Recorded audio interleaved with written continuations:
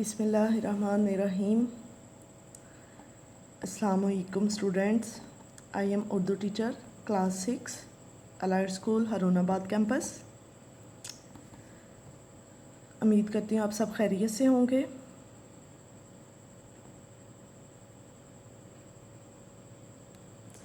हमारे जो previous lecture थे वो हमारे चैप्टर नंबर 1 से लेकर चैप्टर नंबर 6 तक हो चुके थे, और जो आज का हमारा लेक्चर है वो हम चैप्टर नंबर 7 से स्टार्ट करेंगे अपना। और हमारा टॉपिक है यौम दिफ़ा। यौम दिफ़ा यौम दिफ़ा क्या है और ये क्यों मनाया जाता है, पहले मैं आपको इसकी थोड़ी सी डिटेल बता देती हूँ, उसके बाद मैं आपको इसकी रीडिंग करवाऊँगी। ठीक है। यौम दिफ़ा का मतलब ये है कि ये दिन क्यों मनाया जाता है। हर साल हम यौम दिफ़ा 6 सितंबर को मनाते हैं, क्योंकि सितंबर के महीने में 1965 की एक अंधेरी तारीख रात, यानी कि रात में हिंदुस्तान ने पाकिस्तान पर कब्ज़ा करने के लिए हमला कर दिया था। जंग करने का ऐलान, यानी कि जंग की थी, हमला किया था। तो पाकिस्तान की जो बहादुर फ़ौज थी, निडर फ़ौज ने बड़े हिम्मत और हौसले और ताकत से दुश्मन के होश उड़ा दिए। और ये जंग जो थी ये तकरीबन 17 रोज़ जारी रही थी। और इस जंग में हिंदुस्तान का जो भी यानी कि जंगी जज्बा था वो कमज़ोर हो गया था पाकिस्तान की फ़ौज को देखकर। तो उन्होंने अक़वाम मुत्तहिदा में अपनी जंग को बंद करने का ऐलान किया। इसीलिए इस पाकिस्तान की फ़ौज का जो ये कारनामा है इसकी याद ताज़ा करने के लिए हम ये यौम दिफ़ा का दिन हर साल 6 सितंबर को मनाते हैं। तो ये जो हर साल यौम दिफ़ा का ये जो एक अहम तकरीब, अहम महफ़िल है, वो लाहौर के एक स्टेडियम, फोर्ट्रेस स्टेडियम में मुनक़्क़िद होती है। ठीक है। तो हर साल वहाँ पर स्कूल्स के बच्चे भी जाते हैं।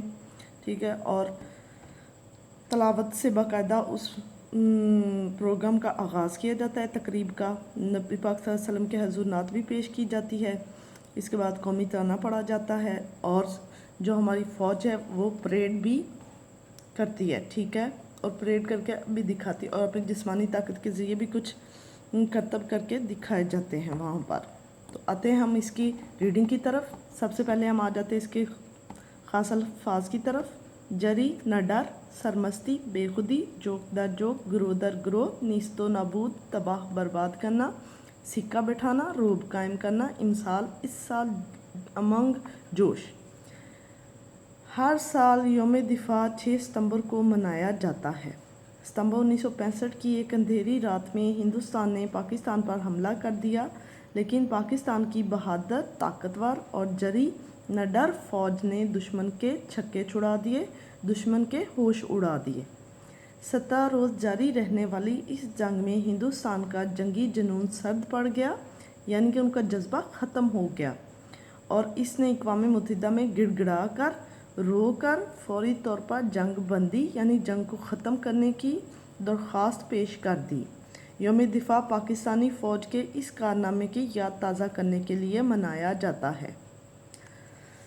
यौम दिफ़ा की एक अहम तकरीब हर साल लाहौर के फोर्ट्रेस स्टेडियम में मुनक़्क़िद की जाती है। हमारे स्कूल की एक जमात हर साल इस तकरीब को देखने के लिए भिजवाई जाती है। इमसाल, इस साल हमारी जमात की बारी थी। जमात की सभी लड़कियां उस्तानी साहिबा की रहनुमाई में स्कूल बस के ज़रिए स्टेडियम पहुंच गईं। लाउड स्पीकर, यानी कि जो स्पीकर वहाँ पर थे, पर नशर होने वाले तरानों से फ़िज़ा गूंज रही थी। यानी कि जो लाउड स्पीकर पर तराने लगे हुए थे, तराने, उनसे फ़िज़ा जो थी वो गूंज रही थी। तकरीब के आगाज़ में अभी देर थी, यानी कि तकरीब के महफ़िल के शुरू होने में अभी देर थी। स्टेडियम में तमाशाई देखने वाले जोक दर जोक, ग्रोह दर ग्रोह आते जा रहे थे। हर तरफ रंगों की बहार आई हुई थी। हम पहले से मखसूस की गई नशिस्तों पर बैठ गए।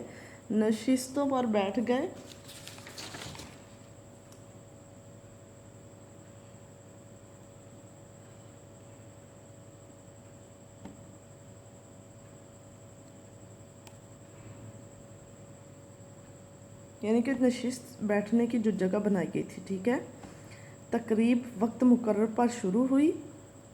تلاوت قرآن پاک سے اس کا باقاعدہ آغاز ہوا۔ تلاوت قرآن پاک کے بعد سرور کائنات کے حضور میں نعت پیش کی گئی۔ اس کے بعد قومی ترانہ پڑھا گیا۔ لوگ قومی ترانے کے احترام میں اپنی اپنی جگہ پر خاموش کھڑے ہو گئے۔ احترام یعنی عزت کے ساتھ قومی ترانہ سننے کے لیے اپنی اپنی جگہ پر کھڑے ہو گئے۔ اس کے بعد فوجی جوان مختلف دستوں کی صورت یعنی کہ مختلف گروہ کی صورت میں مارچ کرتے ہوئے یعنی پریڈ تماشائیوں دیکھنے والوں کے سامنے سے گزرے۔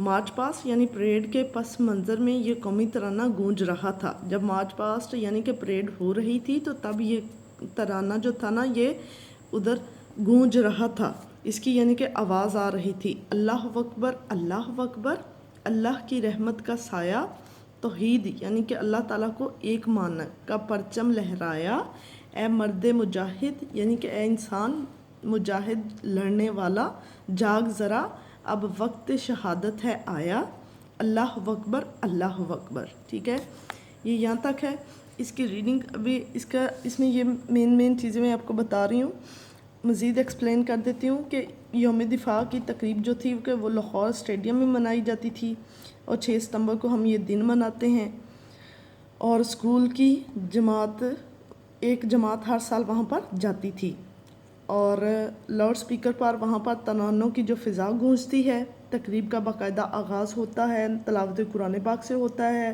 جو دیکھنے والے یعنی تماشائی ہیں وہ گروہ کی شکل میں آتے ہیں، اور تلاوت قرآن پاک کے بعد سرور کائنات حضور پاک صلی اللہ علیہ وسلم کے سامنے نعت پیش کی جاتی ہے۔ اس کے بعد قومی ترانہ پڑھا جاتا ہے، اور قومی ترانے کو احترام کے طور پر سننے کے لیے لوگ کھڑے ہو جاتے ہیں۔ فوجی جوانوں کے قدموں کی دھمک یعنی فوجی جوانوں کے قدموں کی آواز اور نغمے کے پرجوش بول دلوں میں عجیب امنگ یعنی کہ ایک عجیب جوش اور سرمستی بے خودی پیدا کر رہے تھے۔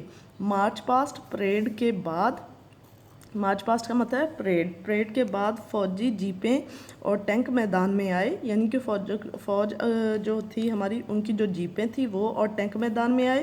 ہم یہ دیکھ کر حیران رہ گئے کہ ہماری فوج جوانوں نے صرف 3 سیکنڈ میں تسمے والے جوتے پہن کر رائفلیں اٹھا لیں اور محاذ پر ڈٹ کر دکھایا، یعنی کہ اپنے رائفلیں اٹھا کر انہوں نے اپنے مقام جو ان کا تھا محاذ تھا اس پر ڈٹ کر دکھایا۔ انہوں نے اپنی رائفلوں کو کھول کر نیچے رکھا اور پھر صرف 15 سیکنڈ میں ان کو جوڑ کر ہوائی فائرنگ کر دکھائی، گویا وہ لمحوں میں ہی دشمن کے ساتھ مقابلہ کرنے کے لیے تیار ہونے کی تربیت رکھتے تھے۔ یعنی کہ ہمارا جو فوج ہے ہماری وہ کسی بھی لمحے ہر لمحے وہ تیار رہتی ہے، وہ دشمن کا مقابلہ کرنے کے لیے ہر طرح سے تیار رہتی ہے۔ چلتی ہوئی جیپوں سے اپنا مورچہ سنبھالنا ایسا حیرت انگیز منظر تھا، یعنی کہ جو چلتی ہوئی جیپیں تھیں اس سے اپنی جگہ سنبھالنا ایسا حیرت انگیز حیران کرنے والا منظر تھا، نظارہ تھا کہ بے اختیار داد دینا پڑی، کہ بے اختیار دل کھول کر ان کی تعریف کرنا پڑی۔ ناظرین دیکھنے والوں نے جوش سے تالیاں بجا کر داد تحسین دی، کہ جوش سے تالیاں بجا کر ان کی دل کھول کر تعریف کی۔ ہوائی جہاز سے پیراشوٹ کے ذریعے چھلانگ لگانے کا منظر بھی سحر انگیز تھا، کہ یعنی ہوائی جہاز سے پیراشوٹ کی مدد سے ہم جو نیچے فوجی چھلانگ لگا کر آ رہے تھے ان کا جو نظارہ تھا وہ بھی سحر انگیز یعنی جادو سا تھا، جادو بھرا سا تھا۔ ایسے نوجوان بھی تھے جنہوں نے اپنی جسمانی طاقت کا مظاہرہ کر کے دکھایا۔ ایک بہادر فوجی نے 4 موٹر سائیکل سواروں کو رسے کی مدد سے ایسے روکے رکھا کہ وہ پوری طاقت لگانے کے باوجود موٹر سائیکل 1 انچ بھی آگے نہ بڑھا سکے۔ ایک فوجی جوان نے چلتی ہوئی جیپ کو دونوں ہاتھوں سے روک کر دکھایا، جیپ سوار اسے 1 انچ بھی پیچھے نہ دھکیل سکا، یعنی کہ اس کو پیچھے نہ کر سکا۔ ٹھیک ہے، ایک جوان نے تو اپنی طاقت کا ایسا سکہ بٹھایا یعنی کہ اپنا رعب قائم کیا کہ بہت دیر تک داد ملتی رہی، بہت دیر تک لوگ اس کی تعریف کرتے رہے۔ اس نے 2 جیپوں کو اس طرح روک کر دکھایا کہ دونوں کے منہ مخالف سمت میں تھے، یعنی کہ ایک دوسرے کے اپوزٹ تھے۔ جوان نے ایک جیپ کے ساتھ اپنی کمر لگائی اور دوسری کے ساتھ پشت یعنی اپنی پیٹھ پر ان دونوں اپنے دونوں پاؤں ٹکا دیے، دونوں پاؤں کو مضبوطی سے اس کے اوپر ٹکایا۔ سیٹی بجی اور دونوں ڈرائیوروں نے ایک ساتھ اپنی جیپیں پیچھے دھکیلنی شروع کر دی، مگر مجال ہے جو اس جوان کے پاؤں میں ذرا بھی خم آیا ہو، یعنی کہ اس کے پاؤں میں ذرا بھی خم ٹیڑھا پن آیا ہو۔ دونوں جیپیں اپنی جگہ کھڑی پہیے گھماتی رہیں مگر ان جوان کے جسم میں خم نہ لا سکیں، ٹیڑھا پن نہ لا سکیں۔ سب سے آخر میں فوجی اسلحے کی نمائش کی گئی. فوجی اسلحہ یعنی کہ ان کی رائفلیں وغیرہ جو بھی تھا، نمائش دکھاوا. خدا کے فضل سے، اللہ تعالیٰ کے فضل و کرم سے ہم نے اپنے دفاع یعنی اپنی حفاظت کے لیے بابر، غوری، غزنی، بدر اور حطف میزائل بنا رکھے ہیں کہ ہم نے یہ جو میزائل ہیں یہ بنا رکھے ہیں. ہمیں بجا طور پر اپنی بہادر فوج پر فخر ہے. اگر دشمن نے کبھی وطن عزیز کو میلی آنکھ سے یعنی بری آنکھ سے دیکھا تو اسے نیست و نابود، تباہ و برباد کر دیا جائے گا. ہم نے کھانے پینے کا سامان ساتھ لے گئی تھی، لیکن ہم میں سے بہت سی لڑکیاں کھانا کھانا ہی بھول گئی. سچی بات تو یہ دیکھنے کی چیز ہے، بتانے کی نہیں. آپ بھی اس تقریب کو دیکھنے ضرور جائیں. یہ تھا آج کا ہمارا لیکچر. اس کی ہم ریڈنگ کی، جس میں سے ہم نے اس کے یوم دفاع کے بارے میں پڑھا. ٹھیک ہے، اپنا خیال رکھیے گا. فی امان اللہ.